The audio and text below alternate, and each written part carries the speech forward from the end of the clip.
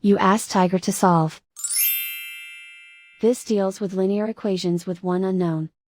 The final result is x equals 4. Let's solve it step by step. Simplify the expression. Expand the parentheses. Simplify the arithmetic. Group like terms.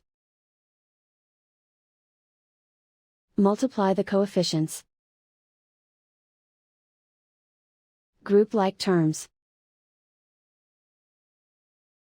Combine like terms. Group all x terms on the left side of the equation. Subtract x from both sides. Group like terms. Simplify the arithmetic. Group like terms. Simplify the arithmetic.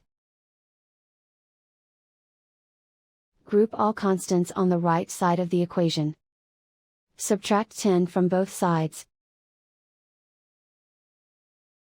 Simplify the arithmetic.